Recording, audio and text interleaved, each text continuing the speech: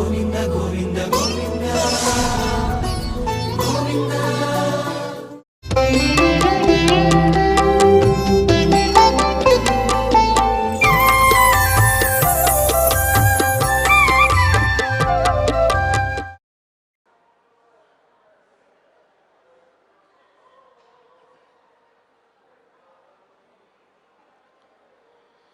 భారద్వాజకులోద్భూతం వేదాంతాచార్యపౌత్రకం సత్యనారాయణసుతం నృసింహగురుమాశ్రయే.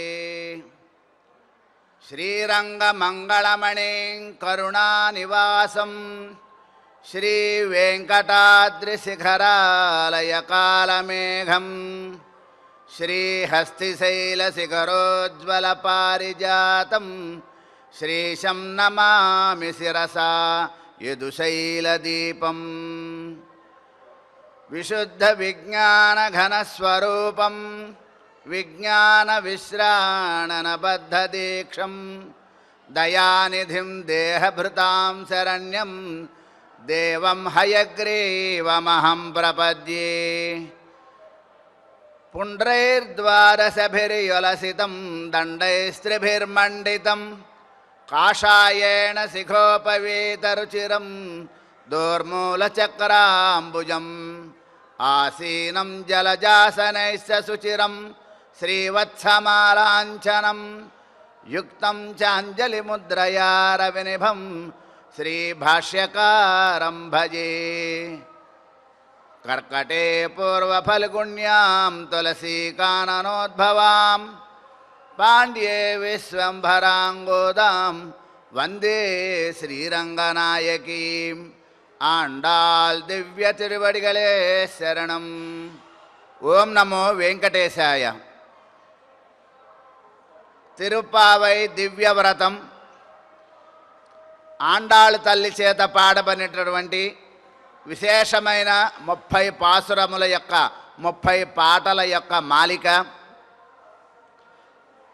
కొన్ని వేల సంవత్సరాల క్రితం ఆనాడు గోదా తల్లి ఆండాళ్ తల్లి విష్ణు చిత్తుల వారి యొక్క కుమార్తె ఆ విల్లిపుత్తూరు అనే దివ్యదేశంలో ఉన్నటువంటి వటపత్ర సాయిని స్మరించుకుంటూ ఆ శ్రీరంగనాథుడు తనకి భర్తగా రావాలని కాంక్షిస్తూ చేసినటువంటి విలక్షణ వ్రతం ఈ వ్రతం పూర్తవంగానే ఆమె కూడా ఆ శ్రీరంగంలో ఉండే రంగనాథుని యొక్క విగ్రహంలో లీనమైపోయిందని మనందరికీ తెలుసు ఆ విషయం. ఈనాడు 18వ పాసురం 17వ పాసురం. నిన్నటి పాసురం ఆచార్య వైభవాన్ని తెలియజేసింది అనుకున్నాం. నాయకనాయ నింద్ర నందగోపనుడయ్య కోయిల్ కాపానే అన్నారు నిన్న. గోపికలందరూ కూడా శ్రీకృష్ణ పరమాత్మ ఇంటికి వెళ్ళారు. వెళ్ళి బయట ద్వారపాలకుల దగ్గర అంగీకారం తీసుకుని లోపల గదిలో ఉన్నటువంటి గది బయట ఉన్నటువంటి ద్వారపాలకుల యొక్క అంగీకారాన్ని కూడా తీసుకుని లోపలికి ప్రవేశించిన వైభవం. ఈరోజు పాసురంలో లోపల గదిలో తలుపు తీయంగానే ఏం కనపడింది వీళ్ళకి, ఆ వైభవాన్ని అనుభవిద్దాం. ముందుగా పాసురం యొక్క అనుసంధానం చేసుకుందాం. ఆండాళ్ దివ్య తిరువడిగళే శరణం. అంబరమే తన్నీరే శోరే అరం శయ్యం ఎంబెరుమాన్ నందగోపాల எழிந்திராய் கொம்பனார்க்கெல்லாம் கொழுந்தே குளவிளக்கே எம்பெருமாட்டி யசோதாய் அறிவுராய் அம்பரம் ஊடறுத்து ஓங்கி உலகளந்த ஊம்பர்கோமானே உறங்காது எழுந்திராய் செம்பொற்கடலடி செல்வா பலதேவா உம்பியும் நீயும் உறங்கு ஏலோரெம்பாவாய். ஆண்டாள் திவ்ய திருவடிகளே சரணம். అంబరమే తన్నీరే శోరే అరం శయ్యం ఎంబెరుమాన్. ఎవరాయన? నందగోపాలుడు శ్రీకృష్ణ పరమాత్మ యొక్క తండ్రి.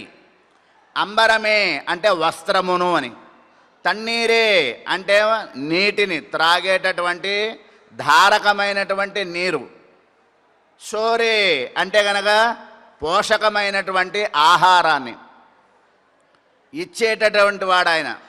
షోరే అరంశయ్యం అనుగ్రహించేటటువంటి వాడు ఎవరు? ఎంబెరుమాన్ నందగోపాల. ఎంబెరుమాన్ అంటే గనక స్వామి, యజమాని, అధిపతి అని అర్థం. నందగోపాలుడు ఆయన. ఏం కనబడింది వీళ్ళకి? ఆ తలుపు తీయంగానే లోపల ఒక పెద్ద మంచం కనబడింది. ఆ మంచం మీద నలుగురు పడుకొని ఉన్నారు వరసగా.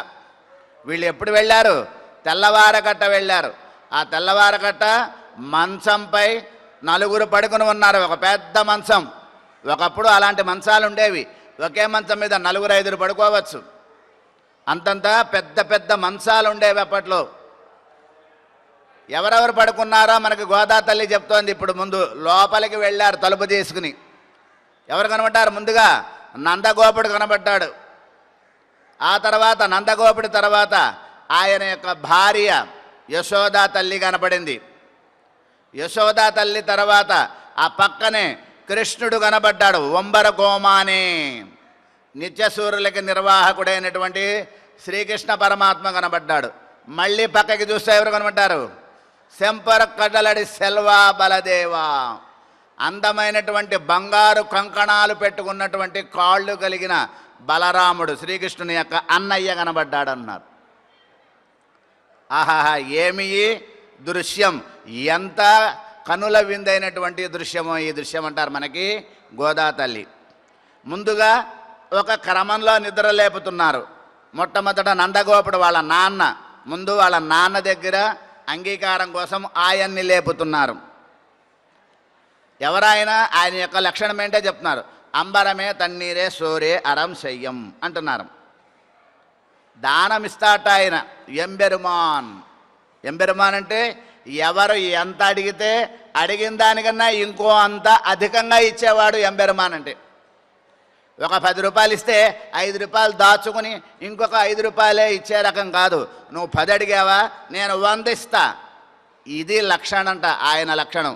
అందుకనే నందగోపుడు ఎంబెరుమాన్ అయ్యాడంటున్నారు.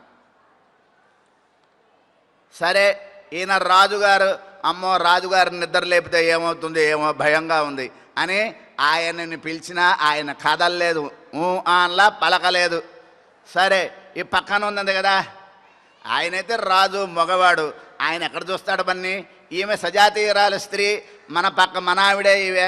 ఎప్పుడు వెళ్ళినా ఇంటికి వెళ్ళినా ఎంతమంది 5 లక్షల ఇళ్లలో ఉన్న గోపికలు కానీ వాళ్ళందరూ ఆ ఇంటి అక్కడ గృహిణులు, అక్కడి స్త్రీలు ఎవరు ఆమె ఇంటికి వెళ్ళినా ఎప్పుడు తలుపు కొట్టినా ఆమె తలుపు తీసి ఏం కావాలి అని అడిగే రకమేంట యశోద. అలా ఉండాలి. కొంచెం నేను పనిలో ఉన్నాను, నాకు కుదరదు, వెళ్ళిరండి, అలా అనకూడదు, అపచారం అది. ఆతిథ్యం మన జీవితంలో గొప్ప ధర్మం. ఎదుట వాళ్ళు ఏదైనా అడిగితే మన స్థాయికి తగినంత వరకు తప్పకుండా సహాయం చేయాలి. చేయగలిగే సామర్థ్యం ఉండి కూడా చేయకుండా ఉంటే అది దోషావహం, ఎప్పుడో మనకి అలాగే సంక్రమిస్తుంది. మనము ఎప్పుడు ఎక్కడ ఏదేరి చేస్తామో తిరిగి మనకి అదే వస్తుంది అని మనం గుర్తుపెట్టుకోవాలి. కాబట్టి యశోదా తల్లి ఎలాంటిది? ఆ ఊళ్ళో ఉండే ఆడవాళ్ళందరికీ ఆమె నాయకురాలు. నాయకురాలు అంటే ఏంటి? వాళ్ళ మీద పెత్తనం చేసేది కాదు నాయకురాలు అంటే. వాళ్ళ మనసుల్లో స్థానం ఉంటే నాయకత్వం అంటే అది. నాయకత్వం అంటే ఆహా ఈమె ఉండి చాలు మనకి అనుకునేలా ఉండాలి, అది నాయకత్వం అంటే. అటువంటిది యశోద. ఎవరావిడ? కొంబనార్కెల్లాం కొజుంది కుళవిళెక్కి. ఆ 5 లక్షల ఇళ్లలో ఉండేటువంటి గోప స్త్రీలందరికీ కూడా ఈమె ఒక మణిదీపం లాంటి కుళవిళెక్కి, ఆ కులదీపం లాంటిదిట ఆవిడ. కొంబు అనార్. కొంబు అంటే కనుక తమిళ భాషలో కొంబు పదం, తెలుగులో కొమ్మ అనే పదానికి. సాధారణంగా లేతనైనటువంటి కొమ్మలను స్త్రీలతో పోలుస్తూ ఉంటారు. స్త్రీలను లేతనైన కొమ్మలతో పోలుస్తూ ఉంటారు. అంటే అంత సున్నితంగా ఉండాలి వాళ్ళ మనస్సు, వాళ్ళ మాట, వాళ్ళ చూపు ఉంటేనే వాళ్ళు స్త్రీలు అవుతారట. కాబట్టి ఎదుటి వాళ్లతో నిదానంగా మాట్లాడాలి, తక్కువ మాట్లాడాలి, మృదువుగా మాట్లాడాలి, చక్కగా సౌమ్యంగా చూడాలి, నిదానంగా ఉండాలి. ఇవన్నీ యశోదలో కలిపికట్టి ఉన్నాయి. అందుకని కొంబు అనారుకి ఎల్లాం అందరికీ ఎంతమంది వచ్చినా సరే వీళ్ళందరూ తూకంలో వేస్తే ఈవిడ ముందు అంతా దిగిపోవాల్సిందే, ఆవిడే తేలాల్సిందే, అంత గొప్పది. వాళ్ళందరూ కూడా తేలిపోవాలి, ఈవిడే బలంగా తూగుతుందట, అంతటి గొప్పది ఆవిడ అంటున్నారు. కొంబనార్కెల్లాం కొడుండి చిగురు లాంటి దానివి, ఆ రేపల్లకి మొత్తానికి కూడా నీవు చిగురు లాంటి దానివి అంటున్నారట. ఎందుకని ఆ ఊళ్ళో ఎవరికి చిన్న బాధ కలిగినా ఆమె బాధలా బాధపడుతుందట ఆమె. అలా ఉండేవాళ్ళు ఒకనాడు. అదే నిజమైనటువంటి తత్వం అంటారు. యశోద అరివురాయ్ ఎంబెరుమాట్టి, ఆయన ఎంబెరమాన్ అయితే నువ్వు ఎంబెరుమాట్టి, ఆయన స్వామి అయితే నీవు స్వామిని, ఆయన అధిపతి అయితే నువ్వు నాయకురాలివి, ఆయనతో సమానమైనటువంటి హోదా కలిగిన దానివి అన్నారు. సరే, ఆమె పిలిచిన నువ్వు మా జాతి కలదాను, స్వజాతీయం కదమ్మా, నువ్వు ఆడవాళ్ళ బాధలు ఆడవాళ్ళకే తెలుస్తాయి, మగవాళ్ళకి ఏం తెలుస్తాయి, నువ్వు లేవాలమ్మా అని లేపారట వాళ్ళు. లేసే ఊరికి అలా కదిలినట్టు అటు ఇటు కదిలిందిట. అమ్మయ్య, ఆయన అసలు కదలలేదు, ఈవిడ కొంచెమన్నా కదిలిందిలే అనుకున్నట్ట ఈయన. ఎవరు? గోదాదేవి అనుకుందిట. అయితే లాభం లేదు. ఏం చేస్తుంది ఈవిడ? పక్కన ఎవరున్నారు? కృష్ణ పరమాత్మ ఉన్నాడు, వాళ్ళ పిల్లాడు ఉన్నాడు. ఆమె ఎందుకు కదిలింది? వీళ్ళు పిలిచారని కదలలేదుట. శ్రీకృష్ణుడు అటు ఇటు కదిలితే ఈమె కూడా కదిలినట. సాధారణంగా బిడ్డ కదిలితే తల్లి కూడా కదులుతూ ఉంటుంది పడుకున్నటువంటి సమయంలో. కృష్ణుడు కదిలాడేమో, ఈమె కూడా కొద్దిగా అలా కదిలింది మంచం మీద అటు ఇటు కొద్దిగా. ఓహో, మన కోసమే కదిలింది అనుకున్నారు ఈ అమాయకులు పాపం. సరే, అయితే ఈమె కూడా మన వంక చూడలేదు కదా అనుకుందట. అనుకుని ఏమన్నారు? మళ్ళీ పక్కన కృష్ణుని చూశారు. ఒంబరఘోమానే అంటున్నారు. ఎవరైనా అంబరం ఊడరుతూ, మహదాకాశం అంటారండి, పైనుంటుంది ఆకాశం మహదాకాశం అని. అంటే అనంతకోటి కాలాలకు లోకాలకి అవతల ఉన్నటువంటి ఒక ఆకాశం ఉంటుంది. మహత్తు తమస్సు అని ఉంటాయి పైన ఎక్కడో బ్రహ్మాండానికి అవతల. ఆ పై వరకు కొలుచుకుంటూ వెళ్ళిపోయాట ఆయన. మహదాకాశం అంటారు దాన్ని. మహదాకాశం అండభిత్తి అంటారు. భిత్తి అంటే గోడ. బ్రహ్మాండ కటాహం బద్దలు కట్టుకున్నంత పైకి వెళ్ళాడట ఆయన. ఎక్కడ? ఊడరుత్తు ఓంగి ఉళహళందా, బ్రహ్మాండ కటాహాన్ని కూడా బద్దలు కొట్టుకుని పైకి వెళ్ళిపోయాట ఆయన. ఈ బ్రహ్మలోకం కాదు, ఇంకా పై లోకాల వరకు వెళ్ళిపోయాట. ఎక్కడ? వామనావతారంలో. అలా ఓంగి ఉళహళందా, ముల్లోకాలన్నింటినీ కూడా కొలుచుకున్నటువంటి ఎవరు నువ్వు? ఉంబరఘోమానే. ఆ మోక్షంలో నిత్యసూరులు అని ఉంటారు పరమపదంలో, వాళ్ళందరికీ నిర్వాహకుడు, మనకి నిర్వాహకుడే, కానీ వాళ్ళకి నిర్వాహకుడు ఆయన. ఉంబరఘోమానే వరంగాదు. ఏమై ఇది ఏమన్నా బాగుందా? నిన్న రాత్రి మమ్మల్ని అందరినీ నిన్న సాయంత్రం మాట్లాడుకున్నాం కదా, ఈరోజు పొద్దున్న రమ్మన్నావు కదా మీ ఇంటికి, మరి అందరం వస్తామన్నాం కదా, మరి వచ్చాం కదా, నువ్వు పడుకొని నిద్రపోతున్నావే, నువ్వు నిద్రపోకూడదు కదా, మేము ఎందుకు వచ్చాం అని అడుగుతోంది గోదా తల్లి అనమాట. వరంగాదు యషిందిరాయ్, పడుకోవద్దు కృష్ణ, లేవయ్యా బాబు లేవయ్యా అని లేపుతున్నారు. అయితే కృష్ణుడు కూడా అని ఉలకలేదు పలకలేదు, అట్టాగే పడుకున్నట. ఓహో, కృష్ణావతారంలో శ్రీకృష్ణ పరమాత్మ వాళ్ళ అన్న మాట వింటాడనమాట అనుకుని పక్కన ఉన్నటువంటి బలరాముడు లేపుతున్నాడు. ఎవరాయన బలరాముడు అంటే సెంపన్ కడల్ అడి చల్వా బలదేవా.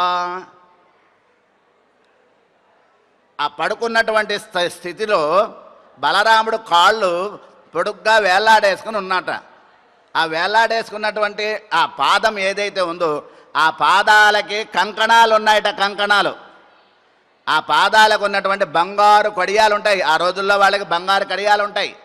ఆ బంగారు కడియాలు కనబడ్డాయి వాళ్ళకి, బంగారమైనటువంటి కడియాలు. ఎందుకు నా కడియాలట? వాళ్ళ తమ్ముడికి తను రక్షకుణ్ణి, మా తమ్ముడి జోలికి ఎవరు రావటానికి వీల్లేదు అని సూచకంగా ఈ కడియాలు పెట్టుకుని ఉంటాట ఆయన. అటువంటి బంగారు కడియాలు ధరించినటువంటి పాదములు కలిగినటువంటి బలదేవా. ఉంబియు నీవు నీ సోదరుడు ఇద్దరు కూడా అలా పడుకుంటే ఎలాగయ్యా? తప్పకుండా ఇద్దరు లేవండి, ఊరంగు లేవండి, ఏల్ ఓర్ ఎం పావాయ్ అని ఇది మా యొక్క అభిప్రాయం అంటున్నారు. మనకి ఈ పాసురార్థంలో ముందుగా అంటున్నారు. నిన్న మనం చెప్పుకున్నాం 16,000 మంది ఉన్నటువంటి వాళ్ళందరికీ కూడా 5 లక్షల ఇళ్లలో ఉన్న వాళ్ళందరికీ కూడా ఈ 10 మంది గోపికలు వాళ్ళందరికీ వీళ్ళు ఉపలక్షణం అని చెప్పుకున్నాం. అట్లా వీళ్ళందరూ కూడా శ్రీకృష్ణుణ్ణి పొందటానికి ముందుగా ఎవరి దగ్గరికి వెళ్ళారు? నందగోపుని. నందగోపుడు అంటే ఎవరని చెప్పుకున్నాను నిన్న మనం? ఆచార్యుడు. ఎవరు ఆచార్యులు? జగదాచార్యులు రామానుజాచార్యుల వారు. వారి గురించి నిన్న మనం చెప్పుకున్నాం. అందుకని ఆచార్య వర్తయ ముక్తి అంటుంది శాస్త్రం. మనకి భగవద్ అనుగ్రహం కలగాలంటే ఆచార్యుడు ఉండాలి, ఒక ఆచార్యుడు చెప్పాలి. అంతేగాని మనంతటా మనకి భగవానుడు మన దగ్గరికి రాడు. ఆయన నిరంకుశ స్వాతంత్రం. ఆయన మనం చూడాలంటే మన మహానున్న తప్పుడు చెడు గీతలు అన్నీ కనబడుతుంటాయి ఆయనకి. కాబట్టి పోన్లేండి, క్షమించి వదిలేయండి అని ఆచార్యుడు చెప్తాట. వీడు నావాడు అని ఆచార్యుడు చెప్తే అతనిని వదిలేస్తాట స్వామి. అంతటి దయామయుడు ఆయన అంటారు. కాబట్టి ఆచార్యవాన్ భవేత్, ఆచార్యవత్తయ ముక్తి తస్మాత్ ఆచార్యవాన్ భవేత్. ఒకటి ఒక గురువు ఉండాలి మన బ్రతుకి అంటారు మనకి. కాబట్టి నిన్నటి ఆచార్యుని అనుగ్రహం కోసం ద్వారపాలకులందరినీ కూడా మనం చక్కగా ఆ ద్వారపాలకుల యొక్క అంగీకారంతో లోపలికి ప్రవేశించాము అంటున్నారు. అయితే ఇక్కడ ఒక రహస్యం ఉంది. ఈ గది లోపలికి ప్రవేశించిన తర్వాత గోపికలందరూ కూడా 10 మంది ఉన్నారు కదా. ఈ 10 మంది ఏమై, నువ్వు ఆయన్ని నిద్రలేపు, ఏమమ్మా నేను ఈయన్ని నిద్రలేపుతా, ఏమమ్మా నేను ఈవిని నిద్రలేపుతా అని ఒకళ్ళకొకళ్ళు పంచుకుంటే ఎలా ఉండేది అని అనుమానం వచ్చింది. ఏముంది, ఈమె నిద్ర ఈ గోపిక ఆయన నిద్రలేపిననుకో వాళ్ళిద్దరి మధ్యలో సంభాషణే ఉంటుంది. ఇంకో గోపికకు యశోదతో మాట్లాడిందనుకో వాళ్ళ మధ్యలో ఉండే సంభాషణ ఉంటుంది. కానీ అందరూ కలిసి కనుక స్వామిని ఒక్కొక్కళ్ళని అందరూ కలిపి కనుక నిద్రలేపినట్టయితే అందరూ కలిపి ఆనందిస్తారు కదా. ఒక ప్రసాదం చేస్తే అందరికీ పెట్టి తినాలి, అందరికీ పెట్టకుండా తినకూడదు ఒక ప్రసాదాన్ని. అట్లా భగవంతుని యొక్క ఈ సమన్వయం, ఈ కూర్పు అందరం సమానంగా అనుభవించాలి. ఎలా పడితే అలా అనుభవించడానికి వీల్లేదు అనే రహస్యం మనకి ఇక్కడ చెప్తుంది మనకి. కాబట్టి ఏమనుకున్నారు, ఏమాయ్ అందరం కలిసి ఒక్కొక్కళ్ళని లేపుతాం. ఎందుకని అందరితో ఉండే ఆనందం మనం అందరం కలిసి అనుభవిద్దామని అందరూ కలిపి ఒకళ్ళని లేపుతున్నారు అంటున్నారు. ఎందుకో తెలుసా, మనకి పూర్వాచార్యులు కూడా సంప్రదాయంలో చెప్తారు. వేదం వల్లార్గళై కొండు విన్నీర్ పెరుమాళ్ తిరుపాదం పన్నీరే అంటున్నారు. అంటే ద్రావిడ వేద జ్ఞాన సంపన్నులైనటువంటి వారితో కలిసి నిత్యసూరి నిర్వాహకుడైనటువంటి ఆ శ్రీహపతి శ్రీపాదాలను ఆశ్రయించాలి అంటున్నారు. ఇది పెద్దల యొక్క సూక్తిట. అట్లా అందరూ కలిసి భగవానుని యొక్క చేర్తి అంటారండి. చేర్తి అంటే సమూహం, వాళ్ళందరూ ఒక చోట ఉన్నటువంటి ఆ కలయిక చేర్తి. ఆ చేర్తిని ఆశ్రయించాలి అంటున్నారు మనకి ఇక్కడ. కాబట్టి ఆ చేర్తి గొప్పతనం ఉంటుంది. అంటే శ్రీ వైష్ణవ సంప్రదాయంలో ఉండేటటువంటి ఒకనొక మాధుర్యాన్ని మనకి ఇక్కడ తెలియజేస్తున్నారు, వైభవం. ఏంటది అంటే, ఒకనాడుట పూర్వం రామానుజాచార్యుల వారు శిష్యులందరితో కలిసి రోడ్డు మీద అలా వెళ్తున్నారట. దక్షిణ దేశ యాత్రగా వెళ్తున్నప్పుడు మధ్యాహ్నిక సమయం అయింది. అయ్యేసరికి వారికి మధ్యాహ్నం భోజనం చేయటం అనేటటువంటి ఒక ప్రక్రియ మధ్యలో ఉంటుంది కదా. శిష్యులందరితో వెళ్తున్నప్పుడు ఒక ఇంటి దగ్గర ఆగారట. ఆ ఇంట్లో ఉండేటటువంటి ఆమె పేరు కొంగు పిరాట్టి అని ఆవిడ పేరు. ఆ కొంగు పిరాట్టి అనేటటువంటి ఆమె ఇంటి దగ్గర ఆగి వీరు ఆమె ఇంట్లో ఈరోజు మాధ్యాహ్నికం చేసుకోవాలి అనుకుని ఓ శిష్యుని పిలిచి, ఏమాయ్ ఇలా రా, నువ్వు ఆవిడ సాంప్రదాయకమైనటువంటి ప్రవృత్తి ఉన్నదా కాదా అని కనుక్కో వెళ్ళి అన్నారట. అయితే ఈ శిష్యులు లోపలికి వెళ్ళి ఆమె దగ్గరికి వెళ్ళి ఆమెతో మాట్లాడి ఆమె చక్కనైనటువంటి సాంప్రదాయక ప్రవృత్తి కలిగినది అని నిశ్చయించుకుని రామానుజుల వారికి చెప్పారట. అట్లా ఆమె ఇంట్లో ఆయన తన యొక్క మాధ్యాహ్నికమైనటువంటి ఆరాధనను ముగించారు అని చెప్తారు. అంటే ఈమెం చేస్తుంది, లోపల ఆచార్య గురు పరంపర అనుసంధానం చేసుకుంటోంది. అస్మద్ గురుభ్యో నమ, అస్మద్ పరమగురుభ్యో నమ, ఓం అస్మద్ సర్వగురుభ్యో నమ అని ఆచార్య పరంపర ఓం శ్రీధరాయ నమ వరకు కూడా ఆ పరంపరను అనుసంధానం చేసుకుంటూ ఇంట్లో నిత్య కార్యక్రమాలు చేసుకుంటోంది. అటువంటి ఈమె అంటున్నారు. ఆ రకంగా రామానుజుల వారు ఒక యోగ్యురాలైనటువంటి ఆ శ్రీ వైష్ణవురాలి యొక్క ఇంట్లో తమ యొక్క దైనందిన కార్యక్రమాన్ని నిర్వహించారు అంటారు. అంతేకాదు, విశ్వామిత్రుడు శ్రీరామునితో కలిసి మిథిలా నగరానికి వెళ్ళాడు. ఎప్పుడు సీతమ్మ యొక్క ఆ స్వయంవర సమయంలో ఆ వెళ్ళినప్పుడు ఆ జనక మహారాజు యొక్క గురువుగారు ఉన్నారు, ఆయన పేరు శతానందుడు. ఆ జనక మహారాజు శతానందుడితో స్వామి ఈ రామకృష్ణుల గురించి, ఈ రామలక్ష్మణుల గురించి చెప్పండి, వాళ్ళ గురించి ఏంటి, వాళ్ళ విశేషాలు అని అడిగాడట. అడిగితే ఈ శతానందుడు అనేటటువంటి గురువుగారు విశ్వామిత్రుడి గురించి చెప్తున్నట. రామలక్ష్మణులతో పాటు విశ్వామిత్రుడు కూడా వస్తున్నాడు. నేను రామలక్ష్మణుల గురించి అడిగితే మీరు విశ్వామిత్రుడి గురించి చెప్తున్నారు ఏమిటంటే, విశ్వామిత్రుడు మా ఆచార్యుడు, ముందు ఒక ఆచార్యుని స్మరించుకుని ఎవరి గురించైనా మాట్లాడాలి మనం. కాబట్టి మనం గుళ్ళోకి వెళ్ళేటప్పుడు ముందుగా మన గరుత్మంతుడికి నమస్కారం చేసుకోవాలి. ఆయన ఆచార్య సదృశుడు, ఆయనకి నమస్కారం చేసుకుని భగవంతుడిని చూడాలి. అప్పుడే ఆయన హర్షిస్తాడు, నీ వంక చూస్తాడు ఆయన, నువ్వు అనుకున్న దాన్ని చూస్తాడు, వింటాడు ఆయన. కాబట్టి ఆ రకంగా ఆచార్య జ్ఞానం ఉంటేనే భగవద్జ్ఞానం మనకి దక్కుతుంది అని అన్నట్లుగా విశ్వామిత్రుడు శతానందునికి ఆచార్యుట. కాబట్టి మా విశ్వామిత్రుడు ఎంత గొప్పవాడో తెలుసా అని ఈయన కథ చెప్పడం మొదలుపెట్టాట శతానందుడు అంటారు. అట్లాగే వేదాలలో కూడా మనకు ఒక చక్కని విషయాన్ని తెలియజేస్తారు. ఆచార్య వంశో జ్ఞేయ అసౌ అసౌ ఇత్యారభ్య భగవత్తః అంటున్నాను. అసౌ అంటే ఆచార్యుని యొక్క వంశాన్ని తెలుసుకుంటూ ఆయన వాళ్ళ గురువుగారు అని అట్లా చెప్పుకుంటూ భగవానుడు వరకు చెప్పాలట. ఇదే క్రమం అంటారు. అట్లా ఈనాటి గోపికలు కూడా ఆ క్రమాన్ని బాగా తెలిసినటువంటి వాళ్ళుట. అందుకనే ముందుగా ఆచార్యుడు నందగోపుడిని లేపుతున్నారు. ఈ లోపల నలుగురు పరుకున్నారు అనుకున్నాం. నలుగురు 4 విషయాలకి ప్రతీకలట. మొట్టమొదటి వాళ్ళు ఎవరు? ఈ నందగోపాలుడు ఏమని చెప్పుకున్నాను నిన్నటి పాసురంలో? ఆచార్యుడు. నందగోపుడు ఆచార్యుడు. ఆ తర్వాత పక్కన ఉన్నది ఎవరు? యశోదమ్మ. ఆమె ఎవరు? పురుషకారభూతురాలు అంటారు. పురుషకారభూతురాలు అంటే మధ్యవర్తి. పురుషకారభూతురాలంటే మధ్యవర్తి. ఆ మధ్యవర్తి ఇటు పిల్లాడికి తల్లికి తండ్రికి మధ్యలో ఉంటుంది. తండ్రితో అటు పక్కన ఉన్నటువంటి భర్తతో తనేం చేస్తుంటుంది? వాల్లభ్యాన్ని పొందుతూ ఉంటుందిట.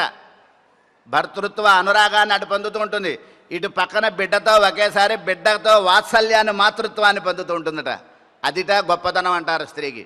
ఒకే స్త్రీ ఒక భర్తతో భర్తృత్వాన్ని, బిడ్డతో వాత్సల్యాన్ని 2 పొందుతుందిట ఆవిడ. అటువంటిదిట ఈ యశోదాదేవి. ఆమెను పురుషకారభూతురాలు అంటారు. ఏమిటది? మంత్రం. ఆచార్యుడు మంత్రం. ఆ తర్వాత ఎవరు? భగవానుడు. మంత్రంలో చెప్పబడేది ఎవరు? భగవానుడు. దైవాధీనం మంత్రాధీనంతు దైవతం. మంత్రాధీనంతు దైవతం. భగవంతుడు ఎప్పుడు మంత్రాల్లో ఉంటాడండి. మంత్రం అంటే పేరు. మంత్రాలలో ఉంటాడు భగవానుడు ఎప్పుడు కూడా. మంత్ర లక్షణం ఏంటి? ముందు ఓము, చివర్లో నమః ఉండాలి. ఉంటేనే మంత్రం అది. ఓము నమః ఉండాలి. ఓం కేశవాయ నమః, ఓం నారాయణాయ నమః. ఇది మంత్రం అంటే ఇలా ఉంటాయిట. కాబట్టి ఆ మంత్రంలో ఉంటాట భగవానుడు. లోకంలో ఏవేవో మాట్లాడుతుంటారు అజ్ఞానంగా, తెలిసిన విషయమే. కాబట్టి మంత్రం అంటే ఏంటో తెలుసా? మంతారం త్రాయత ఇది మంత్ర. ఎవరు ఆ మంత్రాన్ని స్మరిస్తారో వాళ్ళని ఎప్పుడూ రక్షిస్తూ ఉంటూనే ఉంటుందిట. ఎప్పుడు ఈరోజు రక్షించి రేపు రక్షించకుండా వదిలేయటం అలా ఉండదు. సర్వకాల సర్వావస్థల్లో రక్షించుకుంటూనే ఉంటుందిట ఆ మంత్రం. ఆ మంత్రం యొక్క బాధ్యత అది. మంత్రం తర్వాత ఎవరు? భగవానుడు. ఆ భగవానుడు మంత్రం. మంత్రం అంటే వాళ్ళ అమ్మ చేతిలో ఉంటాడు ఆయన. పిల్లవాడు ఎప్పుడు తల్లి హద్దులోనే ఉంటాడు. తల్లి హద్దు. వాడు ఎంత గొప్పవాడైనా, ఎంత కోటీశ్వరుడైనా, వాడికి ఎంత వయస్సు వచ్చినా తల్లి హద్దులోనే ఉంటాడు. వాడే పిల్లవాడు అవుతాడు. అట్లా మంత్రంట. తర్వాత మంత్రార్థం. ఎవరు? బలరాముడు. మంత్రార్థం. మంత్రం ముందెవరు? ఆచార్యుడు. తర్వాత మంత్రం. తర్వాత మంత్రంలో చెప్పబడినటువంటి భగవానుడు. మంత్రத்திலும் మంత్రத்துக்குள்ளீடான వస్తుவிலும் మంత్రప్రదనాన ఆచార్యన్ పక్కలిలే ప్రేమం కనక్క ఉండానాల్ కార్యకరమావదు అంటారు మనకి పిల్లలోకాచార్యుల వారు. మంత్రం చెప్పబడినటువంటి ఆచార్యుడు, మంత్రంలో ఉన్నటువంటి భగవానుడి విషయంలో ప్రేమం కనక్క ఉండానాల్, శ్రద్ధ ఎప్పుడూ ఉండాలి అంటారు మనకి. కాబట్టి ఆ మంత్రం ఏంటండి? మంత్రాధీనంతో దైవతం తన్మంత్రం బ్రాహ్మణాధీనం. ఆ మంత్రం బ్రాహ్మణుల యొక్క అధీనంలో ఉంటుందట. బ్రాహ్మణులు అంటే ఎవరు? బ్రహ్మజ్ఞానం తెలిసినవాడు బ్రాహ్మణుడు. బ్రహ్మాణం అనతి ఇది బ్రాహ్మణ. భగవంతుని యొక్క స్వరూపం తెలిసినవాడు బ్రాహ్మణుడు. అంటే బ్రాహ్మణో మమ దేవత. ఆ బ్రాహ్మణుడు మనకు దేవుడు కన్నా గొప్పవాడు.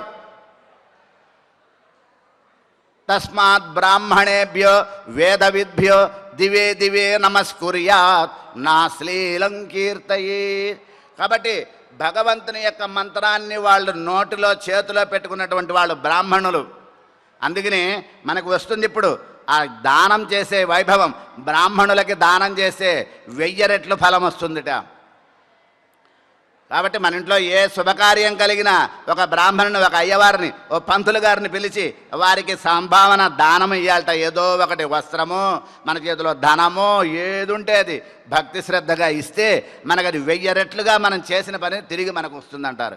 ఎందుకని భగవంతుడు వాళ్ళ హద్దులో ఉన్నాడు, అలా ఉన్నవాడు. కాబట్టి ఎవరెవరున్నారు? నలుగురు అక్కడ మనకి చెప్పిన వాళ్ళలో. మొదటి వాళ్ళు ఎవరు? నందగోపాలుడు అంటే ఆచార్యుడు, ఆ తర్వాత మంత్రం, ఆ తర్వాత ఆచార్యుడు, ఆ తర్వాత పురుషకారం, మంత్రం, మంత్రంలో చెప్పబడిన భగవానుడు, మంత్రార్థం. నలుగురున్నారు అక్కడ.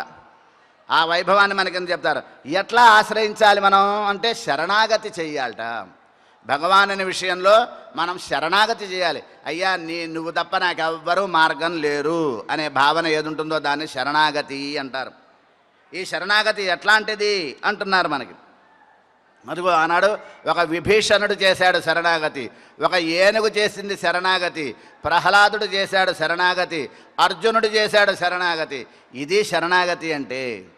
ఏం చేశారు? వాళ్ళకి ఇంకో మార్గమే లేదు, అన్నిటికీ సిద్ధపడిపోయారు. ప్రాణత్యాగం, శరీరనాశం, అన్ని బంధునాశం అన్నీ వదిలేసుకున్నారు. ఏమిటి శరణాగతి? శరణాగతి అంటుంటాం. అయ్యా మిమ్మల్ని శరణాగతి చేస్తున్నా అంటుంటారు. ఏమిటి శరణాగతి చేయటం అంటే అని చెప్తారు మనకి పెద్దలు. శరణాగతి చేయటం అంటే దానికి 6 లక్షణాలు ఉంటాయి శరణాగతిలో. ఆనుకూల్యస్య సంకల్ప, ప్రాతికూల్యస్య వర్జనం, రక్షిష్యతీతి విశ్వాస, గోప్తృత్వ వరణం తథా ఆత్మనిక్షేపకార్పణ్యం షడ్విధా శరణాగతి అని 6 లక్షణాలు మనకి చెప్తారట.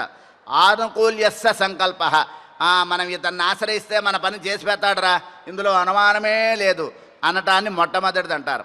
తర్వాత ప్రాతికూల్యస్య వర్జనం, ఇది చాలా ప్రధానమైనటువంటిది. మన పని చేసుకుంటుంటే మనకి ఏదో ఒక అడ్డంకులు వస్తూనే ఉంటాయి. ఎవరో ఒకళ్ళు ఏదో ఒక అడ్డంకి పెడుతూనే ఉంటారు. ఆ అడ్డంకులను తొలగించుకునే ధైర్యం ప్రాతికూల్యస్య వర్జనం. ఆనుకూల్యం ఉండటమే కాదు, ప్రాతికూల్యము ఉండకూడదు. కాబట్టి ఆనుకూల్యస్య సంకల్పం, ప్రాతికూల్యస్య వర్జనం. మనకి చాలా వరకు ఏదో ఒక ఇబ్బందులు కలుగుతుంటాయి. ఆ ఇబ్బందులు ఎందుకు ఇబ్బందులు కలుగుతున్నాయి వదిలేద్దాం అని వదలకూడదుట. అదే గొప్పతనం, అది చాలా గొప్పదైనటువంటిది. తర్వాత రక్షిష్యతీతి విశ్వాస, ఏదైతే ఇదైంది, ఏ జరిగితే జరగని, నాకేమైనా పర్వాలేదు, నేను వదిలే ప్రశ్నే లేదు నిన్ను అని పెట్టుకోవటమే రక్షిష్యతీతి విశ్వాస. ఆయన నమ్ముకున్నాం, ఇంత దూరం నుంచి ఇంత చలిలో ఇన్ని కిలోమీటర్లు ప్రయాణాలు చేసి ఇంత వేల ఖర్చు పెట్టుకుని వచ్చాం, అలా ఒక్క నిమిషంలో దర్శనం ఇవ్వకుండా ఉంటాడా అనేటటువంటి విశ్వాసం అది ఉండాలట అసలైనటువంటిది. గోప్తృత్వ వరణం తథా అంటున్నారు. గోప్తృత్వ వరణం అంటే ఆయన మీద భారం పడేయటం, ఏ జరిగితే జరగని అంటారు. గుపు రక్షణే అంటారు. గోప్తృత్వం అంటే కనుక రహస్యం, రక్షణం అంటారు దాన్ని. రక్షిస్తాడు అనేటటువంటి ఒక ధైర్యం, సమస్త భారం ఆయన మీద పడేయటం గోప్తృవరం. తథా ఆత్మనిక్షేప కార్పణ్యం, ఆత్మనిక్షేపం, మనను ఆయన పరిపూర్ణంగా సమర్పించుకోవటం. మన మనస్సు, మన వస్తువులు, మన వాళ్ళు అందరూ నీవాడే అని సమర్పించుకోవటం. నలుగురితో వచ్చాడు విభీషణుడు. ఎక్కడి నుంచి? లంకలో నుంచి వాళ్ళ అన్నగారు తరిమివేయబడితే. అట్లా అక్కడి నుంచి ఆయన తరిమివేయబడి సముద్రం దగ్గర నుంచునుంటాట ఆకాశంలో. ఏమీ లేదు, ఇంకా రాముడు ఒప్పుకోకపోతే ఆ సముద్రంలో దూకి చనిపోవాలనుకుని వచ్చాట. ఇది శరణాగతి. అదే రాముడికి అర్థమైంది, ఇంకెవరికి అర్థం కాలేదంటారు మనకి. కాబట్టి ఆ రకంగా గోప్తృత్వ వర్ణం తథా ఆత్మనిక్షేప కార్పణ్యం. కార్పణ్యం అంటే ఏంటో తెలుసా మనకి?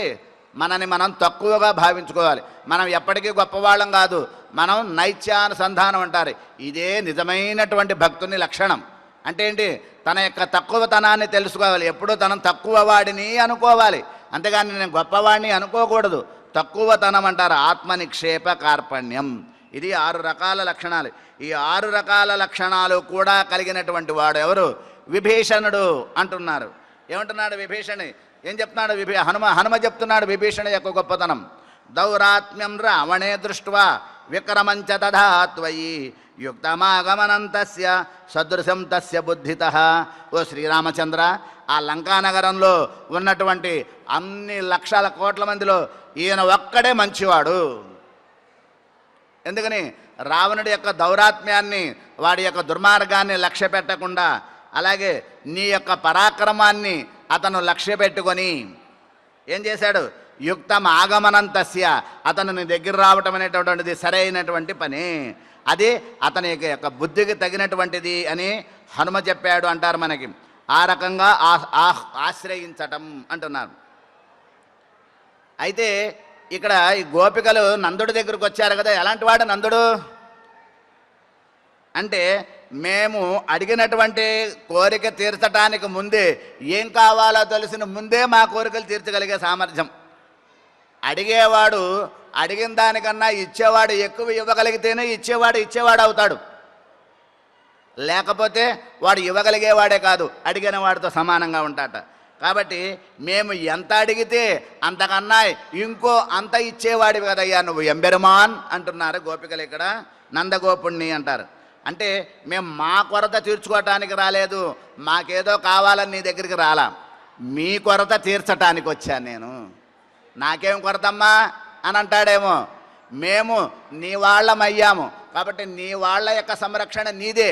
ఆ పని చేయలేదనుకో నీకు అదొక కొరతమే మిగిలిపోతుంది.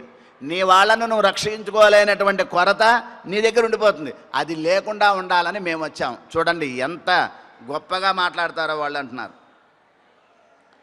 ఇచ్చేవాళ్ళు ఇచ్చేంతగా ఎదురు చూస్తుంటే పుచ్చుకునేవాళ్ళు పుచ్చుకునేంతగా ఎదురు చూస్తారట. మేము మాకు కావాల్సినంత మేము అడిగితే నువ్వు నీకు తగినంతగా నువ్వు ఇస్తావు. మనం స్వామి దగ్గరికి వెళ్ళి మనం ఏమడుగుతాం? మన బుద్ధి అంతే అడుగుతాం. మరి ఆయన అనుగ్రహం అంత ఇస్తాట. అందుకని మనం ఏం అడగక్కర్లా, ఆయన దగ్గరికి వెళ్తే చాలా ఆయన ఏమి ఇవ్వాలో ఆయనకి తెలుసు, మనం అడగక్కర్లేదు. కాబట్టి ఇక్కడ పుచ్చుకునే వాళ్ళకన్నా ఇచ్చేవాళ్ళ ఔదార్యమే గొప్పది. అంతేకాదు ఇచ్చేవాళ్ళ ఔదార్యంతో పాటు పుచ్చుకునే వాళ్ళ యొక్క ఔదార్యాన్ని కూడా మనం ఇక్కడ లెక్క పెట్టుకోవాలంటారు మనకు ఈ గోపికలు. శరణాగతి తత్వజ్ఞానం కలిగినటువంటి వాళ్ళు కాబట్టి వీళ్ళు భగవానునికి సర్వస్వం అప్పజెప్పినటువంటి లక్షణం కలిగిన వాళ్ళు వీళ్ళు. అప్పుడు భగవానుడు అనుకుంటాట, అయ్యా మనం ఏమంటాం ఆయన దగ్గరికి వెళ్ళి, స్వామి నేను నీవాణ్ణి, నావన్నీ నీవే అని మనం అనుకుంటే, అయ్యో నాకు సర్వస్వం సమర్పించిన వాడికి నేను ఏమీ ఇవ్వలేకపోతున్నానేమో, ఏమి ఇవ్వాలి నేను అని ఏమి ఇవ్వాలో తెలియక ఏది ఉంటే అదల్లా ఇచ్చేస్తాట ఆయన. అందుకనే ఆయన ఎంబెరుమాన్ స్వామి అంటారు ఆయన్ని. కాబట్టి ఇచ్చేవాడు ఇచ్చేటటువంటి సౌలభ్యాతిశయంతో ఇస్తే పుచ్చుకునేవాళ్ళు లోకం దృష్టిలో ఏం కనబడుతోంది మనకి? అంబరమే తన్నీరే షోరే, ఒక తినేటటువంటి ఆహారం, తాగే నీళ్లు, కట్టుకునే వస్త్రం అని అనుకుంటున్నాం మనం. అది కాదు అక్కడ రహస్యం అంటున్నారు.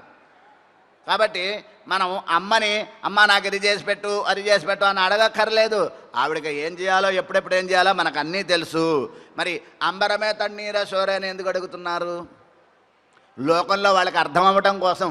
ఈ తిరుప్పావై అనే దివ్య ప్రబంధం ఉందని ఎంతమందికి తెలుసా? ఈ తిరుప్పావై అంటే ఏంటో? తమిళంలో ఉన్నదనేట మాటయే తప్ప ఇందులో లేని విషయమే లేదు. మీరు ఏ పురాణాలు విన్నా, మీరు ఏ భాగవతాదులు విన్నా, మీరు ఏ రామాయణాదులు విన్నా, లేదు మీరు ఏ ఉపనిషత్తుల సారాంశాలు విన్నా, ఏ పిట్ట కథలు విన్నా, ఏ హరికథలు విన్నా, ఎక్కడికెళ్ళి ఏ ప్రవచనాలు విన్నా ఇందులో ఉన్న విషయాలు రాకుండా ఉండవు. కాకపోతే భాష మారుతుందంతే. 6 ఏళ్ల చిన్న పిల్ల పాడింది తిరుప్పావైని. ఏం చెప్తోంది? ఏం చెయ్యొద్దు, మనం చెప్పుకున్నాం, ఏమి అక్కర్లేదు, నిష్కల్మషమైనటువంటి పవిత్రమైనటువంటి మనస్సుతో పరిశుద్ధమైన శరీరంతో కూర్చోవ మూల గోవింద గోవింద గోవింద గోవింద గుణనామాలు ఆ పేర్లు చదువుకో. ఇదే తిరుప్పావై అంటుంది ఆవిడ. నువ్వేం చెయ్యక్కర్లా కష్టపడి. కాబట్టి మరి అన్నము వస్త్రము నీరు ఎందుకు చెప్తోంది? ఇది అందరికీ అవసరం కాబట్టి, అర్థమవుతుంది కాబట్టి. చెప్పుకున్నాం మొదటి పాసురంలోనే మనం. ఏమిటది? ఒక మదించిన మదపటి ఏనుగును లొంగ తీసుకోవడం అంత తేలిక కాదు. ఆ మదపు టేనుగును లొంగ తీసుకోవటానికి వాళ్ళు ఏం చేస్తారో తెలుసా? దాన్ని పట్టుకోవటం కోసం ఓ పెద్ద గొయ్య తవ్వుతారు. ఎక్కడో అది వెళ్ళే దారిలో ఆ గొయ్య మీద ఆకులు కప్పేస్తారు. దానికి ఆ విషయం తెలియదు. ఆ ఏనుగు మదపు టేనుగు ముందు ఒక ఆడ ఏనుగుని నడిపిస్తూ ఉంటారు. ఈ మదపు టేనుగు ఆడ ఏనుగు వెనకాల బయలుదేరుతుందిట. కొంత దూరం రాగానే ఆ గొయ్య దగ్గర రాగానే ఆడ ఏనుగుని పక్కకి తప్పిస్తారు. ఈ మగ ఏనుగు ఆ గోతులో పడిపోతుంట. అట్లా మన బుద్ధి మదించినటువంటి దురహంకారంతో నిండేటటువంటి బుద్ధి మనకి చక్కగా శ్రద్ధగా ఉండి చేసుకోండి అంటే అర్థం కాదు. ఓ వ్రతం చేసుకోండి అంటే వింటాం, ఓ పూజ చేసుకోండి అంటే చేస్తాం మనం. అట్లా వ్రతము అనే నెపంతో గోదాదేవి భగవంతుణ్ణి మనకి దగ్గర చేయడానికి ఒక చక్కని మార్గం ఈ తిరుప్పావై దివ్య ప్రబంధం అంటారు. కాబట్టి ఇందులో గోదా తల్లి ఏం చెప్తోంది మనకి? మనం ఆయన్ని ఏమి కావాలి అనేవి అడగక్కర్లేదు. మరి ఎందుకు అడగాల్సి వస్తుంది? లోకంలో వాళ్ళకి తెలియడం కోసం అంటుంది. అందుకని అంబరమే తన్నీరే అంటున్నారు. అడిగినటువంటి వాడికన్నా ఇచ్చేవాడు ఎప్పుడూ ఉదారంగా ఉంటాడండి. ఇచ్చేవాడి యొక్క ఉదారం ఉంటేనే అడిగేవాడు పుచ్చుకునేటటువంటి అదృష్టం అంటారు. పూర్వం నలమహారాజు అని ఒక రాజు ఉండేవాడు. ఆ రాజు చాలా గొప్ప దాన చక్రవర్తి. అతను మహాదానం చేసేవాట. అయితే అతనికి ఒక వైభవం ఉన్నది. ఏమిటా వైభవం అంటే, తను ఎవరికైనా దానం చేస్తే ఇక అతను ఎప్పటికీ కూడా పేదవాడిగా ఉండటానికి వీల్లేదు. ఇది అతని నియమంట. అయితే కామయ్య అనే పేరు గల ఎవరో ఒకడు వచ్చాడు. ఒకడు, అయ్యా నాకేదన్నా దానం చేయమని అడిగాట. అడిగితే ఇతనికి ఒక దివ్యజ్ఞానం ఉందటే నలమహారాజుకి. ఎదుటివాడు మొహం చూస్తే వీడు గొప్పవాడా పేదవాడా అనేటటువంటి రహస్యం తెలుసుట ఆయనకి. వాడి ముఖాన ఉన్న గీతలు చూసి బ్రహ్మరాత రాశాట వీడికి. ఏమని? వీడు జీవితాంతం వీడు బ్రతుకున్నంతకాలం దారిద్ర్యాన్ని అనుభవిస్తాడు అనే గీతలు కనబడ్డాయట. అప్పుడు నలమహారాజుకి అనుమానం వచ్చింది. మరి నేను దానం చేసిన వాడు ఎప్పటికీ గొప్పవాడిగా ఉండిపోవాలి కదా, మరి ఇదేమిటి అని ఆలోచించాట. తెలివి జ్ఞానం తెలివితేటలు కలిగిన వాడు కాబట్టి, ఓహో బ్రహ్మగారు వీడి తలకాయ మీద రాసినటువంటి రాతలో, నుదుటి మీద రాసిన రాతలో దేనిలో దారిద్ర్యం అనేది రాయలే, స్పష్టం చేయలే. గుణాలలో దారిద్ర్యమా, ప్రవర్తనలో దారిద్ర్యమా, సంపదలో దారిద్ర్యమా, దేంట్లో దారిద్ర్యమో చెప్పలా. మనకు 3 రకాల పేదరికం ఉంటుంది. గుణ పేదరికం, మంచి గుణం అంటే మంచిదాన్నే గుణం అంటారు. గుణాలలో దారిద్ర్యం ఉంటుందిట. అలాగే ప్రవర్తనలో ఒక చక్కని ప్రవర్తన ఉండదు, అది ఒక దారిద్ర్యం అంట. అదేవిధంగా సంపద, ఐశ్వర్యం, కళ్ళ ముందు కనబడేటటువంటి డబ్బులు లేనితనం. అయితే ఈయనకి ఏం కనబడిందిట? ఓహో వీడు సంపదలోనే దారిద్ర్యం తప్ప ఇతనికి వేరేది లేదేమో, బ్రహ్మగారు అలా రాసుంటారేమో అని ఊహించి అతనికి దానం చేసి అతన్ని గొప్పవాడు చేశారు అంటారు. అనేటటువంటి కథ ఒకటి ఉంది అంటారు. ఆ రకంగా నలమహారాజు యొక్క ఆ దాన గుణాన్ని మనకి ఇక్కడ తెలియజేస్తారు అంటారు. అరుంశయ్యం, దానం చెయ్యటం. శ్రీకృష్ణ పరమాత్మ దానం గురించి అద్భుతంగా చెప్పాడండి. భగవద్గీతలో 17వ అధ్యాయం శ్రద్ధాత్రయ విభాగ యోగంలో 21, 22, 23 3 శ్లోకాలలో విలక్షణంగా దానం అంటే ఏంటో చెప్పాడు. మనం అందరికీ దానం చేస్తుంటాం, మనందరికీ కూడా మనం దాతలవని రాయించుకుంటూ ఉంటాం. అది కాదు దాన లక్షణం. దానం చేసినవాడు చేసినట్టు వాడి చెయ్యకి కూడా తెలియకూడదు. దానం పుచ్చుకున్నవాడు బ్రతుకంతా గుర్తుపెట్టుకోవాలి, దానం ఇచ్చినవాడు బ్రతుకంతా మర్చిపోవాలి దానం ఇచ్చినట్టు. అదే దానం అవుతుంది. లేకపోతే అది దానం అవదు, అది వ్యాపారం అవుతుంది. ఇక్కడ 1 కోటి రూపాయలు విరాళం ఇచ్చాడు అని రాయించుకున్నాడు అనుకో, అది వ్యాపారం కింద లెక్క. నీ ప్రసిద్ధి కోసం, నీ గొప్పతనం కోసం డబ్బులు ఇచ్చావు, అంతేగాని భగవత్ సేవకి నువ్వు డబ్బులు ఇవ్వాలా. ఇది కఠినమైన నిజం, వాస్తవం. కానీ ఇది ఎవరికి తెలుస్తుంది? ఇది ఎవ్వరు పట్టించుకోరు, అక్కర్లా మనకి ఎవరికి ఇది. కాబట్టి దానం అంటే ఏంటో చెప్తున్నాడు.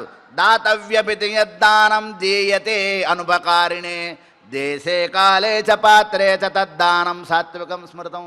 దానం 3 రకాలుగా ఉంటుందండి. సాత్విక దానం, రాజస దానం, తామస దానం అని 3 రకాలు ఉన్నాయి. దాతవ్యమితి యద్దానం, నాకు దానం చేయటం నా బ్రతుకికి స్వభావం.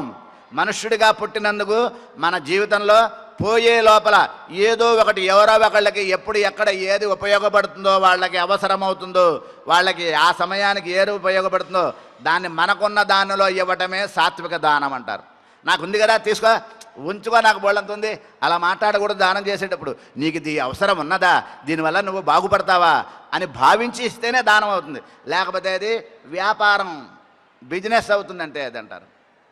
కాబట్టి దాతవ్యపితి దానం, దానం చేయటం అనేటువంటిది మన బ్రతుకుకి ఒక అర్థవంతమైనటువంటిది అనే భావన ఉన్నప్పుడే దానం చేయాలి అంటారు. అదిట ఎవరికి దానం చేయాలి?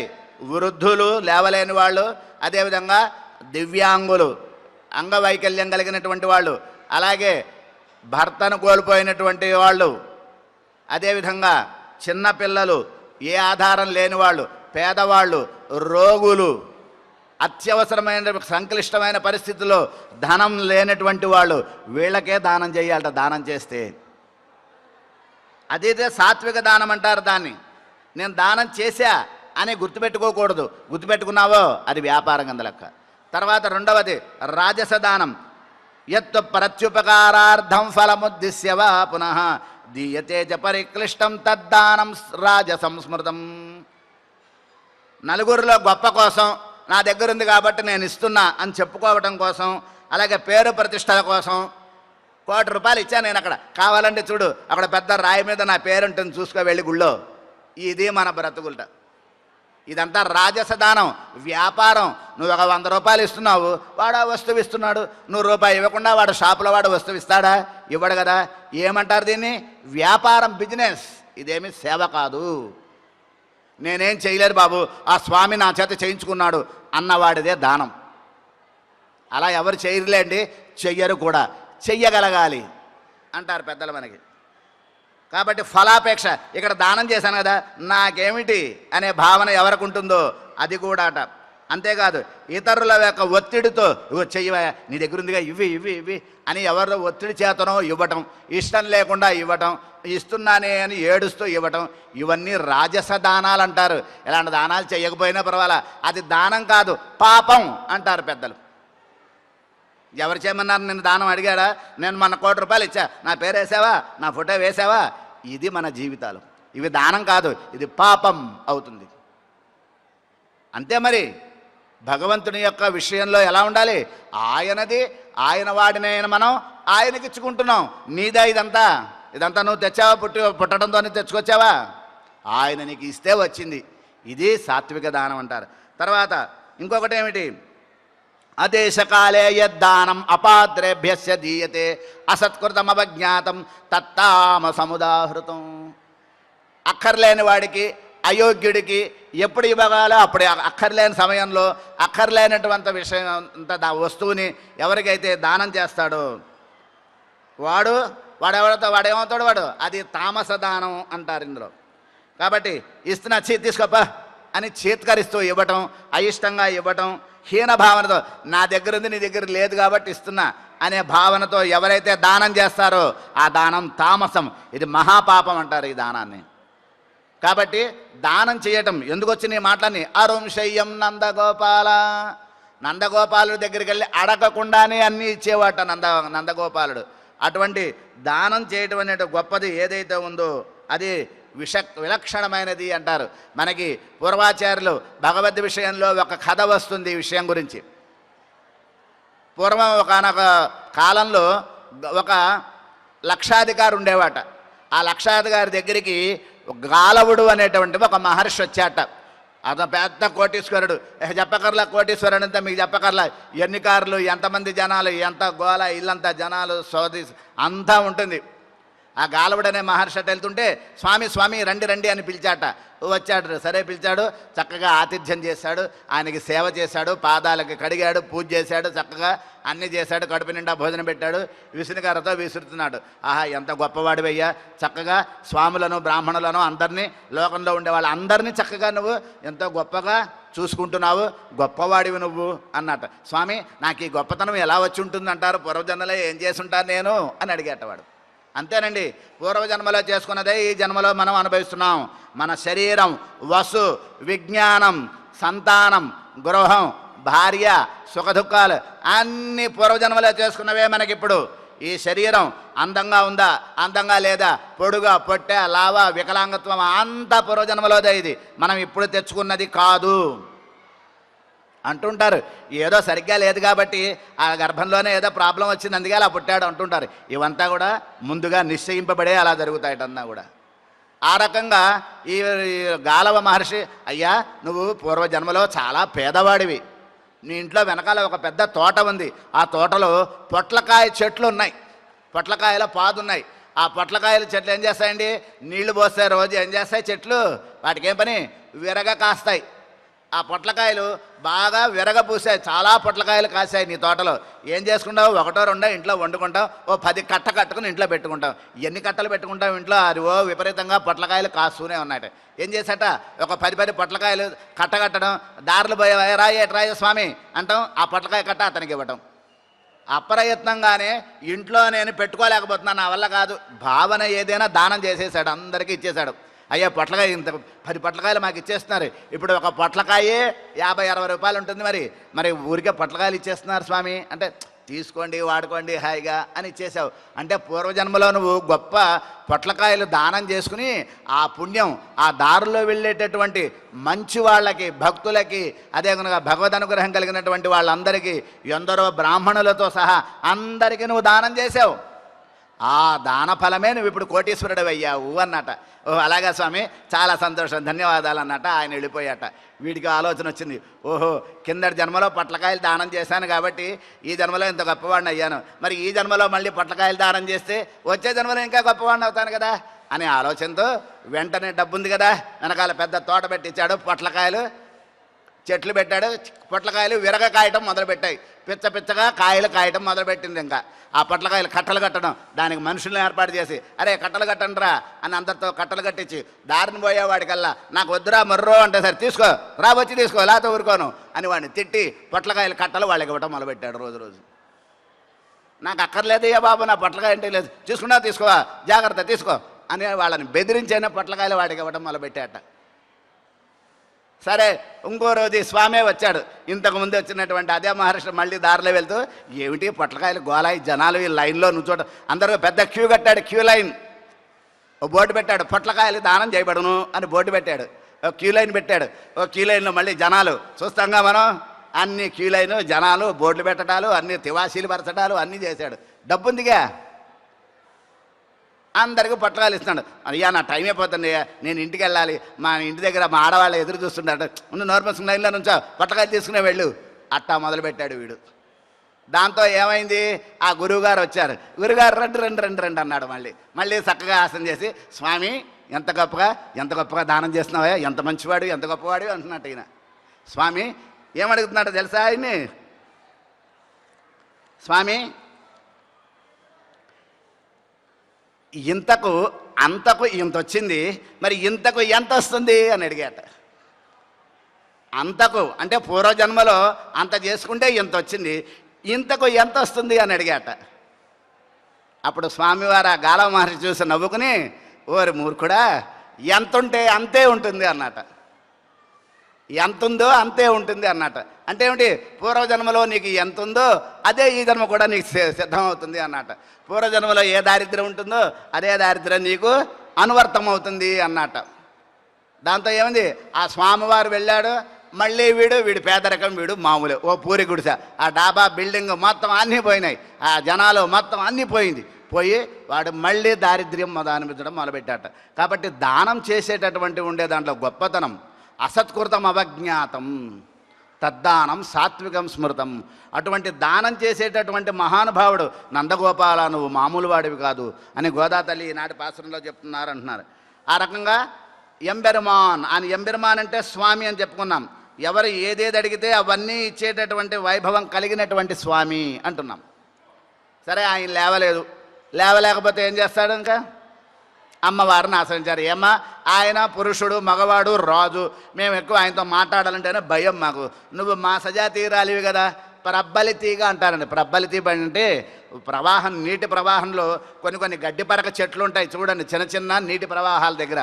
అది ప్రవాహం పెరిగినప్పుడు ఆ గడ్డిపరక ఇలా తలకాయ వంచుకున్నట్టుగా ఉంటుంది. మళ్ళీ ప్రవాహం వెళ్ళిపోయిన తర్వాత కొంతసేపటికి మళ్ళీ గడ్డిపరక లేచి నుంచుంటుంది. అది గడ్డిపరకే, కానీ ప్రవాహానికి తలకాయ వంచుకుని ప్రవాహం వెళ్ళిపోయాక తలెత్తినట్లుగా ఎన్ని కష్టాలున్నా సరే ఆ తలకాయ వంచుకుని సుఖాలు వచ్చినప్పుడు కూడా పొంగకుండా ఉండే స్వభావం కలిగినటువంటిది యశోదా తల్లి.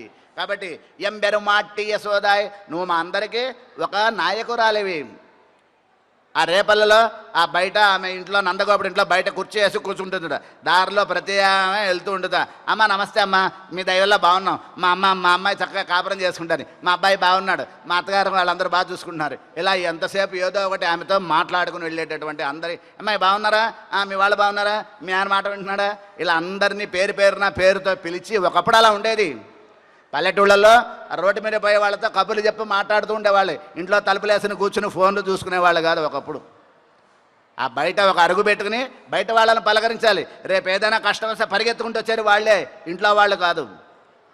అటువంటి లక్షణం కలిగినటువంటి యశోద, ఎంబెరుమాటి యశోద అరువురాయ్ కులదీపంట. ఆ రేపల్లలో ఉండే 5 లక్షల మందికి కూడా ఈమె ఒకానొక కులదీపం లాంటిది. దీపం ఏం చేస్తుంది? చీకటిని పోగొట్టి కాంతిని ఇస్తుంది, ప్రకాశాన్ని. ఈవిడేం చేస్తుంది? ఊళ్ళో వాళ్ళ ఉండే అజ్ఞానాన్ని పోగొట్టి జ్ఞానాన్ని కలిగించేటటువంటి మహానుభావం. జ్ఞానం అంటే ఏంటో తెలుసా? కష్టాలతో ఆడవాళ్ళకి ఏముంటాయి? అజ్ఞానం ఉంటుంది, ఆడవాళ్ళకి కష్టం ఏదో ఒకటి ఉంటుంది, వాళ్ళకి ఏదో ఒకటి ఉంటాయి పాపం, ఏదో సమస్యలు. అమ్మాయి కొద్ది సమస్య ఉంది, ఆ సమస్య ఉంది, మా అమ్మాయి చెప్పిన మాట వింటాలా, మా అబ్బాయి మాట వింటాలా, మా ఆయన మా మాట వింటాలా, నువ్వు మీ ఆయన అట్ట చూస్తున్నాను నాకు అట్ట చెప్పు, నేను కూడా అట్ట మా ఆయన చూస్తా, ఏవో ఉంటాయి వాళ్ళకి, ఆడవాళ్ళకి. అట్లా లోకంలో ఉండే వాళ్ళందరి యొక్క కష్ట సుఖాలని చూసుకునేటటువంటి తల్లి నువ్వు. అంబరం కూడా లేవలా ఆవిడ. అందుకని ఏం చేసింది? అంబరం బూడరొత్తు, పక్కన కృష్ణుడు ఉన్నాడు. కృష్ణ పరమాత్మ ఎవరు? అంబరం బూడరొత్తు ఓంగివళహళంద. శ్రీకృష్ణ పరమాత్మ శ్రీమన్నారాయణుడి యొక్క పరత్వం. పరత్వం అంటే కనుక తిరుగులేని ఆధిక్యం. ఆయనతో సమానమైన దైవం లేదు, ఆయనకన్నా గొప్ప దైవం లేదు. నిస్సమాభ్యతిగా నత సమస్యాభ్యతికస్య ద్రూయతే శ్రూయతే స్వాభావికి జ్ఞానబలక్రియాచ. చక్కగా చెప్తాను శాస్త్రం. ఆయనతో సమానమైన వాడు లేడు, ఆయనకంటే గొప్పవాడు లేడు. నిస్సమాభ్యధికత్వం అని భగవానికి ఒక కళ్యాణ గుణం అది. ఆ నిస్సమాభ్యధికత్వం అనే గుణం వామనావతారం. ఏమిటా కాలు పెరగటం ఏమిటి? చూపించిన కాలేంటి? కొలిచే కాలేమిటి? ఓ పెరిగిపోతుంది కాలు. ఎట్ట పెరుగుతుంది? పైకి పక్కకి ఒకేసారి పెరుగుతోంది. ఏదన్నా అట్ట పెరిగే ఉంటాయండి? పైకి పక్కకి ఒకేసారి పెరుగుతోంది. ఇలా పెరుగుతోంది, ఇలా పెరుగుతోంది ఒకేసారి. ఆ పెరుగుకుంటూ వెళ్ళిపోతుంది. ఎక్కడికి వెళ్తుంది? బ్రహ్మాండం యొక్క ఆ అండ కటాహం అంటారు, గోడ, బ్రహ్మాండం గోడ. కోడి కొబ్బరికాయకి ఉంటుంది కదా, కొబ్బరికాయ చిప్పకి ఉండేటటువంటి పైన ఆ కొబ్బరి చిప్ప బద్దలు కొడితే ఎలా ఉంటుందో అట్లా బ్రహ్మాండానికి ఒక పైన కవర్ ఉంటుంది, పెద్ద ఒక కటాహం ఉంటుంది, ఒక భిత్తి అంటారు. దాన్ని బ్రద్దలు కొట్టి పైకి వెళ్ళింది ఆయన కాలు. అంటే చూసుకోండి, బ్రహ్మలోకం గారు ఇంకా ఎక్కడికో పోయింది ఆ కాలు. బ్రహ్మ కడిగిన పాదం అది. కాబట్టి ఆ రకమైనటువంటి వామనావతార వైభవం. ఆ నరసింహ రూపం ఏంటి? ఎవరన్నా ఊహిస్తారా అసలు? ఆ రూపం ఏమిటి? బ్రహ్మాదులకి కళ్ళు నోరు తెరిచిపెట్టుకున్నారట. అది నిజమైనటువంటి రూపం. నువ్వు ఉంబర్ కోమాన్. ఉంబర్ కోమాన్ అంటే సదా పశ్యంతి సూరయ. ఈ భూలోకం కన్నా ఇంకొకటి ఉన్నది వైకుంఠం అని. ఆ వైకుంఠంలో అనంతకోటి ముక్తులు ఉంటారు, అనంతకోటి భక్తులు ఉంటారు, అలాగే నిత్యసూరులు ఉంటారు. వాళ్ళందరూ కూడా ఈయన ఎప్పుడు కీర్తిస్తూ ఉంటారట. అటువంటి వైభవం. కాబట్టి అంబరమే తన్నీరే సూరే. అంబరం అంటే వస్త్రాన్ని ఇచ్చాడు నందగోపుడు అని చెప్పుకున్నాం. అదేవిధంగా తన్నీరు దాహాన్ని ఇచ్చాడట, అలాగే అలాగే ఆహారాన్ని ఇచ్చాడట. అటువంటి లక్షణం కలిగినటువంటి వాడు అని ఆయన చెప్పారు. ఆయన లేవలా. ఈమెని చెప్పారు, ఈమె లేవలా. ఈమె ఎప్పుడూ కూడా కృష్ణుడి వెంట తిరిగితే కృష్ణుడి కోసం ప్రయత్నం చేసేటువంటి ఆమె కదా అని కృష్ణుడిని లేపుతున్నారు. కృష్ణుడు కూడా లేవలేదు. కృష్ణుడు ఆయన తన యొక్క ఆశ్రితుల విషయంలో ఎప్పుడూ సిద్ధంగా ఉంటాడట. ఏ లోకాలలో ఎవరెవరు ఎప్పుడు ఎలా ప్రార్థిస్తే వాళ్ళకి అలా అనుగ్రహించడమే ఆయన పని. ఇక్కడికి వచ్చి నుంచున్నాడు. ఆయనకి ఏం పని ఇక్కడ రావడానికి? వైకుంఠం నుంచి అసలు ఈ 7 కొండల్ని తెప్పించి ఇక్కడ పెట్టించాడు గరుత్మంతుడితో. ఆయన యొక్క వైకుంఠంలో ఉండేటటువంటి అనంతకోటి పర్వతాల్లో ఒక 7 పర్వతాల సెట్, ఒక సెట్ ఆఫ్ మౌంటైన్స్ అంటారు. ఒక 7 పర్వతాల సెట్ని ఓ గరుత్మంతా తీసుకొచ్చి నీకు ఇష్టమైన చోటు అక్కడ పెట్టు అన్నట. ఆ స్వర్ణముఖి ఉంది కాళహస్తి దగ్గర. ఆ స్వర్ణముఖి నదీ తీరంలో ఉత్తర దిక్కున దీన్ని పెట్టాట ఈ పర్వతాలని. ఈ 7 పర్వతాలు సహజంగా ఏర్పడలా, తెచ్చి పెడితే వచ్చాయి ఇక్కడికి. వచ్చి ఆ పర్వతాల్లో వచ్చి నుంచున్నాడు. కొన్ని కోట్ల సంవత్సరాల నుంచి ఆయనకి ఏం అవసరం? వచ్చి నుంచున్నాడు. ఎందుకని? మన కోసమే. ఆయన మన కోసం ఉన్నప్పుడు మనం ఆయన కోసం ఉండాలా వద్దా? ఆయన కోసం మనం ఉండాలంటే ఏం చేయాలి? ఆయన కన్నా ఇతరములైన వాటి ఎంతో దృష్టి ఉండకూడదు, ఆయన మీదే దృష్టి ఉండాలి. అది ఎట్లా కుదురుతుంది అంటే, ఒక పాలు తాగేటటువంటి పసిబిడ్డ తల్లి యొక్క స్తనం తప్ప శరీరంలో ఏ అవయవం తెలియదుట ఆ బిడ్డకి. ఆ బిడ్డ కళ్ళు మూసుకున్నా తల్లి యొక్క స్తనంలోనే నోరు పెడుతుందట ఆ బిడ్డ. అది ఎట్లా కుదురుతోందో అట్లాగే మన బ్రతుకు కూడా ఆ భగవంతుడు తప్ప భగవదేతరముల యందు దృష్టే రాకూడదు మనకి అది తప్ప ఇదే వస్తుంది మనకంత. అటువంటి ఉంబర కోమ నిత్యసూరుల నిర్వాహకుడు ఆయన. అంటే పెద్ద పెద్ద ఆఫీసర్లు, పెద్ద పెద్ద ఐఏఎస్లు, మినిస్టర్లు వాళ్లతో తిరిగేవాడు వచ్చి ఒక రిక్షా లాక్కునేవాడితో వాడు రిక్షాలో కూర్చుంటాడా? వచ్చి కూర్చుంటే ఎలా ఉంటుంది? అట్లా వచ్చి ఇక్కడ నుంచున్నాడు మన కోసం ఆయన. మనందరం సామాన్యులం. సామాన్యుల కోసం అసామాన్యుడు వచ్చి నుంచున్నాడు ఇక్కడ మన కోసం. అది మనకి తెలియదు. ఆయన వదిలేసి అన్నీ కావాలంటుంటాం మనం. అటువంటి ఉంబరకోమ అనే వరం కాదు. అయ్యా కృష్ణ లేవయ్యా, మీకోసమే కదా వచ్చాము అంటే పక్కన వాళ్ళు అన్నం చూశారు. శ్రీకృష్ణ పరమాత్మకి బలరాముడే రక్షకుట. అంతకుముందు త్రేతాయుగంలో తమ్ముడిగా సేవ చేసుకున్నాడు. ఆ సేవని ఇక్కడ పొందడం కోసం బలరాముడిగా ఇక్కడ అవతరించాడు కృష్ణావతారంలో. ఒకనాడు ఎలా అవతరించాడు? ఆదిశేషుడు ఈ అనంతకోటి బ్రహ్మాండాలతో ఉన్నటువంటి భూమండలాన్ని ఆయన తన పడగల మీద మోసాడు. ఇప్పుడు బలరాముడిగా వచ్చాడు ఆయన. ఈ కలియుగంలో అదే బలరాముడు సాక్షాత్తు రామానుజులుగా అవతరించారంటారు మనకి పెద్దలు. అట్లా ఆ బలరాముడిని కూడా ప్రార్థించారు.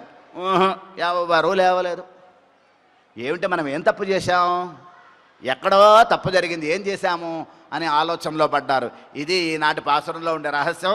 ఇది ఎన్నో మాధుర్యాలతో ఎన్నో రహస్యాలు ఉన్నాయి. అన్నీ చెప్పలేకపోతున్నాం, కొంతవరకే చెప్పగలుగుతున్నాం. ఇంకో కాలంలో ఇంకోసారి ఇంకో రకంగా అనుభవిద్దాం. ఈ పాసురంలో భగవంతుడు, అలాగే భగవంతుడిని పొందించే ఆచార్యుడు, భగవంతుడిని కలిగి ఉన్నటువంటి మంత్రం, ఆ మంత్రం యొక్క మంత్రార్థం అంటే ఏమిటి? భగవంతుణ్ణి ఎలా ఆశ్రయించాలి అని తెలిసేటటువంటి మంత్రార్థం బలరాముడు వీళ్ళ నలుగురిని లేపారు అంటున్నారు. ఏమిటో ఆ వైభవం, ఇవన్నీ ఒకచోటే దాగి ఉన్నాయిట. ఆ దాగి ఉన్న రహస్యం ఏంటో రేపటి పాసురంలో తెలుసుకుందాం. కర్కటే పూర్వఫలగుణ్యాం తులసీకాననోద్భవాం పాండ్యే విశ్వంభరాంగోదాం వందే శ్రీరంగనాయకీం. ఓం నమో వెంకటేశాయ.